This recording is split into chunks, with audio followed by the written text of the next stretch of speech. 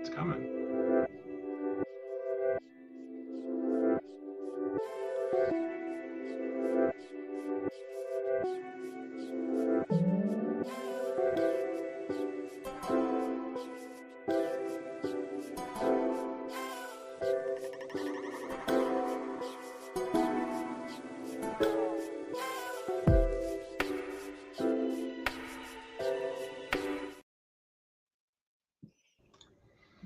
And we're live. I had that banner up for too long in the intro. Anyway, hi, we're live. This is another episode of Leaders Studio. My name is Todd. I get to have really interesting conversations with really interesting people in leadership spaces. And today, we're going to talk about leaders who bully. I am here with my friend and colleague Tammy Dunnett. And Tammy, you know what? You're going to do a better job introducing yourself than I will. So I'm going to pass this over to you. Tell us a little bit about yourself. So many things I could say. I'll sum it up really quickly. I do a 360 approach to workplace bullying, which means I work with the targets of workplace bullying to help them navigate that. But I also work at the leadership level for those leaders who are being accused of being a bully and the organizations who've identified they got a bully and they want to be able to contain this. Right. And that's so important. Mm-hmm. Yeah. So thank you for that. So this isn't just sort of like a side coaching thing for you. This is really like the focus of your business, which is fantastic. It's really why I wanted to have this conversation with you. Let's talk about the title that we've got, right? Leaders who bully. Like, I believe, right? I'm making up that bully is probably a really charged word. For sure it is. So much so that many organizations actually won't acknowledge that there's an issue if the word bully is there. So the approach that we often use is conflict, tension, disagreements within your team. And how do we get the leaders then to step into that space and resolve these and bring the team back together? That's more palatable than the word bully. Mm-hmm. And I think that word actually creates a lot of heart rates to increase. For example, if you were my boss and I came to you and I said, hey, I'm being bullied, the first nervous system reaction is like, oh my God, I don't want to deal with this. What do I do? How do I deal with this? And so what I often coach people is to take the word bully and just set it aside and then focus on the behaviors and the experience and get into the moment with the person. Is it? Yes. And I've got a question, which you might know the answer to. Is it because like our first experiences of bullying often happen as kids? It's a great question. I think what happens is we learn our communication skills on the playground. So as children, and some of us grow into these bully-like behaviors where we can intimidate and offend people and there's no repercussions, and that carries into our adulthood. Right. Others of us shy away from those conversations. So, your parents are really great informers. My mom was an avoider, classic. Just ignore them. They'll leave you alone. Yep. And my dad was a drinker when he had hard times. And so that's how I learned conflict resolution or how to deal with bullying behaviors. Either attack it, because I would always tell my dad he was drunk and stupid to sit down. And he never did anything bad to me. So I thought, okay, I can just tell people directly they're being an ass, or I can ignore it. But those don't work in the real world. Yeah. Okay. That's okay. And that's good. And so the word itself is the thing. We got to. Brian is here as well, and ask the question. How do you market leaders who bully? And loves that we use the word. I'm glad you love that we use the word. Marketing, like in terms of a business, I'm not sure if you're asking about how do you market that. I think it would depend on. Well, and it is a charged word, and I love the idea of sort of couching it in terms of problems or conflict, or because these are things that are sort of more palatable. It's things that people can go with. So when we talk about bullying behavior or bully-like behavior or whatever it is in leaders, like it's more than just simple conflict, though, isn't it? Like there's, I think that I've experienced it. I think that a lot of us have experienced it. And frankly, if I'm being perfectly honest, I have also been on the giving end of bullying within a corporate leadership perspective. And, folks who watch the show or listen to the show have heard me talk about that before. So that might be a moment. I don't know. It's not one of those things I'm proud of. So what kind of what do you see in your practice? Like what's a hallmark? Like how do we know what we're looking at bullying and not, I don't know, just sort of garden variety conflict? So that's a hard question to answer in the sense that bullying and bully-like behaviors can look and feel the same. Okay. So there's there's not a universal definition, which is part of the struggle in organizations is we have all these researchers doing great work and they all want to have their flavor in it. And so the definition isn't solid. So I just go to Webster's dictionary. What is bullying? It is the, it is, let me just pull up my definition so I can give it to you in its words. Sure. The abuse and mistreatment of someone vulnerable by someone stronger and more powerful. Simple. But what does that work down to in behaviors? There's 5 characteristics. One, it can be verbal or nonverbal. So, the roll of the eyes or the sarcastic comment. Those are behaviors that could lead to bullying. They don't feel good either way, whether it's an off day or you're really bullying. They don't feel good. I don't want you calling me names. I don't want you rolling your eyes and huffing and puffing out the office either. Right. But that doesn't mean you're a bully. Okay. But that's a characteristic of it. So we're looking for those verbals and nonverbal cues. The second is it's unwanted. I didn't enjoy that you come in here. Right. I can't imagine anybody wanting it, but some people are enjoying conflict, right? They like to debate. The third thing is that there is an intention, and this is where it shifts.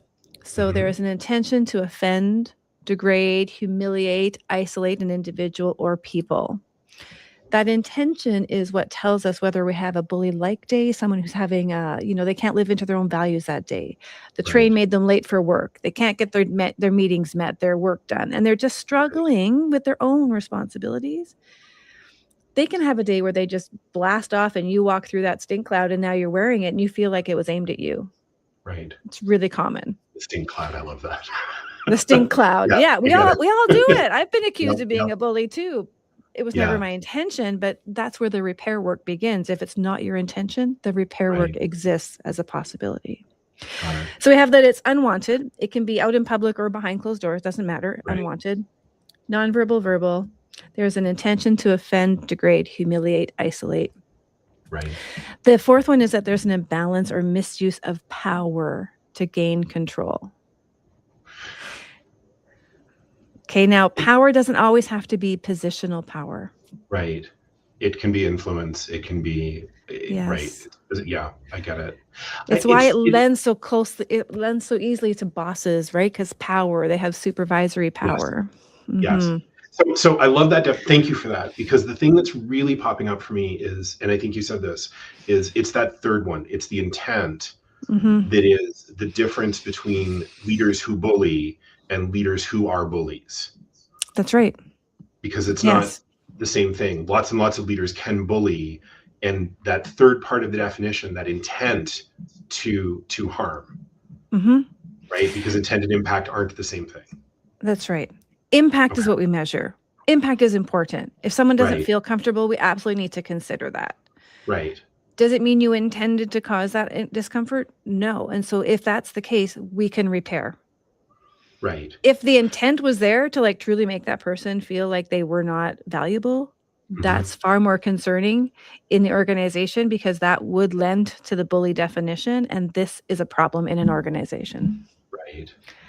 Whew. Well, and so yes, that's a problem in an organization, and a leader who consistently bullies or displays bully-like behavior, even if they aren't, a bully, may be right. Like that's still a problem from an organizational perspective. Absolutely. Because there's still impact, right? And off the top of my head, it's, teams disengage, there's attrition, there's all sorts of organizational cost that goes along with sustaining a leader who bullies. Yes. Yeah. And the other thing that pops up is I in my experience also, it's oftentimes the leaders who bully are the ones who get results. Yes, they are. Listen, I took an interview at an organization. They wanted me to come in and work because they had a bully situation. Leader who is high ranking, brings in a lot of money to the company, has been accused of being a bully by one of their staffers. I'm like, great, I can totally work with them. And they go, no, not them. We want you to work with the employee. I'm like, this doesn't work if you're only doing one-sided. I said, I can't just bring this person along to agree to the behaviors. We need to look at this together. I'm not saying they're bullying. We need to explore this though, and we need to find out what are the behaviors. They Right. didn't like my approach and I didn't like their perspective, so I did not go further in the, I just like, you're not the place I need to be. I can't do the work I need to do. Yeah, I think that's so interesting. That's so interesting because there needs to be, I like to say that when there's an unwelcome behavior, whether in any interpersonal relationship, whether it's at work or at home or whatever, when there's some unwelcome behavior, that unwelcome behavior is usually designed to solve some problem. And if I we love focus that. if we focus our attention on the behavior rather than on what's underneath it, what's causing it, the problem that it's designed to solve, then you ultimately end up in conflict. That's the only choice that you have, right? Because I want to change your behavior, but if I can be curious about what's underneath it, then something else becomes possible. Unresolving conflict is probably the number one cause for claims of workplace bullying. And so organizations that just gloss over laissez-faire, kind of, well, you'll figure it out. When they don't help resolve those situations, they are putting themselves at higher risk of bullying claims. Right. Well, and probably increased and from more leaders, right? Because it's this leader exhibits this behavior, gets results, and is celebrated rather than corrected. That's right. Yeah. Yeah. And so now listen, there will be organizations that do that. We may not be able to make the impact there that we want to make. I think I've worked with some of them. Yeah. Yes. Right. So that's what's run the machine. That's how they want to run that. They're willing to take the losses and the costs in order to get these gains. In the long term, it will hurt their reputation. Yeah. Because there is a way to get both. Yeah, I hear you. Brian's got a really interesting question here in the chat. And how do we prove intent? How does that? Because I think that's the $24,000 question. For sure. Yeah. We have to so in an organization, you need to take those claims seriously and do the investigation. There are specialists out there, boss whisperers, we call them. Dr. Laura Crawford has trained a whole bunch of people who, I took her training as well, to help identify those bullying behaviors. The intention will come through those conversations and investigation. On a more human level, one-to-one, which is what doesn't happen, is the conversation. Hey, when you just rolled your eyes at me, were you intending to make me feel like I wasn't important?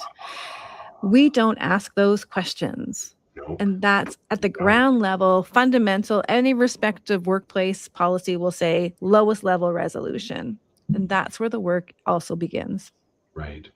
So because what I'm hearing is if I'm on the receiving end of something that feels like bullying, that's right. Then part of not my responsibility. I like the word. Part of the responsibility that I can take is to ask those questions. That's and right. To be okay with, right? So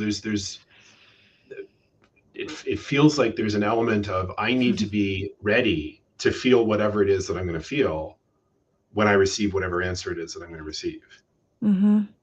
We've been conditioned to not. Think of the childhood lessons you've been taught. If you have nothing nice to say, don't say anything at all, right? If there's conflict, just avoid it, ignore it. It will go away. We have been conditioned socially to not stay in the space and say, hey, this is uncomfortable. Can we figure it out together? That is far more powerful than waiting to the point where you've got this leader who's got 12 people underneath him complaining to do an investigation. It is far too late. Well, and I think that's the thing that I've found is interesting too, because I've had an opportunity to have some conversations with organizations that are experiencing some of this, and the whole concept of the formal investigation is really interesting because I get how important it is, but I also get how a lot of organizations don't want to go down that path, and it's really high overhead. The proof bar is extraordinarily high, and it jeopardizes or potentially jeopardizes the high deliverability, right? Like the good things that come with having a leader who operates, in that way. And I think the thing I promise I'm going somewhere with this, right? There's a lot of stuff, but I think the thing that's popping up for me is there's sort of an underlying assumption that the leader just needs to learn something. I don't think that's, like, in my experience anyway, that's not it. It's not like the leader just doesn't know better. It's something else. Sometimes it is that. I went into so my background is in healthcare. Yep. And I went into a nursing facility to cover off for an instructor. We were in the last week of a 4-week clinical. Mm-hmm. And in morning rounds, the students will say, "Hi, I'm Tammy, and I'm taking care of Mr. Johnson today." Mm-hmm. Well, as my students did that, the one student piped up, and when she shared her student assignment, one of the staff went, "That's your assignment?" Now, that was very interesting to me, and I observed first. Mm-hmm. And I looked at all of my students, and all their heads went down. Mm-hmm. I watched all of the staff. There wasn't a single elbow or a kick under the table. There was nothing to acknowledge that that was inappropriate. Interesting. And so after I pulled my students aside, because it's my very first day there, and I said, "Hey, like, is this lady always like this? Is she having a bad day? Because, we all can have a bad day." Right. And they're like, "Oh no, she's always like this. We've learned to work around her." The most dangerous words in an organization. Mm-hmm. So then I pulled some staff aside and I said, "Hey, listen, this was my observation. Fill in the blanks for me." And they're like, "That's just Susan. We always just ignore her." I'm like, "Okay, we got a culture problem here." Yep. I went to Susan and I said, "Hey, Susan, if you're open to this, I want to share something I observed today." I told her the impact of her words, and her mouth dropped. No one had ever told her that how she behaved was causing such tension. And she Mm-hmm. immediately went to my students, apologized, made herself available. She was just like, "I didn't know that that was rude to them." So some Mm-hmm. leaders do not Yeah, have the don't know. insight, because the people around them, and this is true, the higher you go up, the less accurate the feedback you're going to get from people, Yep. because they are afraid of Yep. retaliation. Mm-hmm. Mm-hmm. And so getting accurate feedback is best from an external source rather than Mm-hmm. internal. Yes, and I've advocated for that on a number of occasions. Frankly, I think it's one of the reasons why the work that we do is important. Absolutely. Because there's an expression that I like to use, and I can't take credit for it, but you just can't read the label from inside the jar, can you? Ah, I love that. Like, sometimes it requires that objectivity, and not just objectivity, but also safety. Right? If I'm a consultant and I'm the truth teller in the organization, it's fine. You don't like what I have to say, take it out on me, because I won't have an impact on the team, on the deliverability, on whatever, right? I mean, hopefully I will, because you'll want to hear what I have to say. But if I don't, or if you don't, then fine, I can go and live my life, and it doesn't hurt me in the same way that it would hurt me if I'm taking a paycheck from the organization. Mm-hmm. Yeah. I hear a lot of people often say, "It's not my job. It's not my responsibility to address these moments. That's somebody else's job." To that, in that experience that I just shared, I was an outsider. It was my first day there. I was not paid by the organization, and I still made a significant impact because I took ownership of the moment. Like, I witnessed it. I am now a part of the solution. I have to be. Otherwise, if I let it go, I'm part of the problem. Yeah. Yeah, breathe that So that's one in.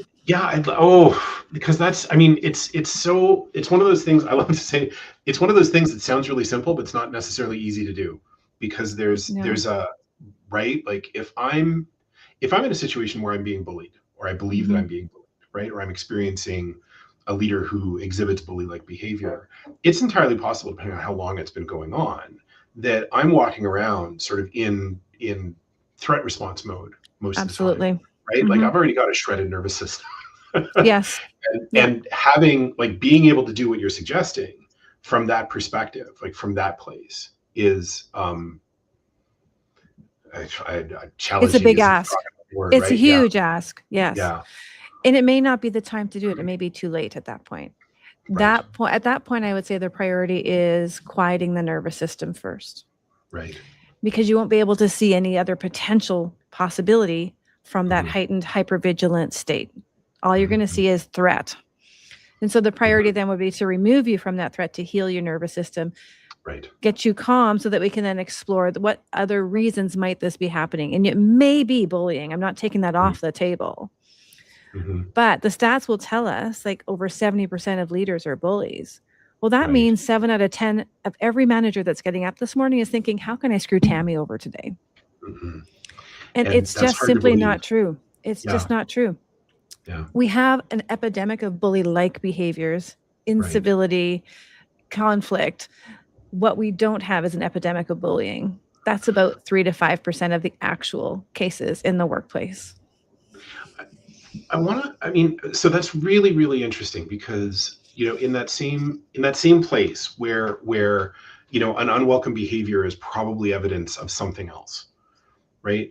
Mm, What, so what's going on? Like, there's so 70% of leaders exhibit bully-like behavior, and in my business, I really, really focus on creating human-to-human connections. yes, And it's hard to it feel is. empathy for someone who shows up that way for me. Like, Yeah. so what's, maybe we should talk Well, about that just a little bit, because there's something, like, when you say that, I experience a kind of empathy for leaders that are like that mhm, doesn't normally show up. And I mm, think that's really valuable. it's very valuable. Well, let me reverse that question then. When Sure. you're not your best self, Yes. and maybe you are a little bit short-tempered with somebody, or you roll your eyes at somebody, Mhm. what is the cause of that for you? Fear, Or some of the causes of that for you? fear, fear, fragility. That one's easy. Because I've been that person. Mhm, I've been the person who bullied. I've said some really sharp and thoughtless things to people that I've mhm, worked with, um, to people who have reported to me, to people that have sort of had less positional authority and positional mhm. power than um, and most of the time, none of the time was it about me wanting to be a jerk.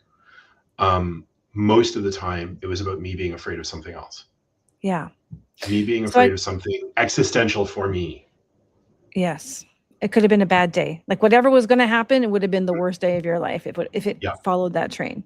Yep. So bad days, bully-like behaviors to me are in the same category. I call those bad Mm-hmm. days.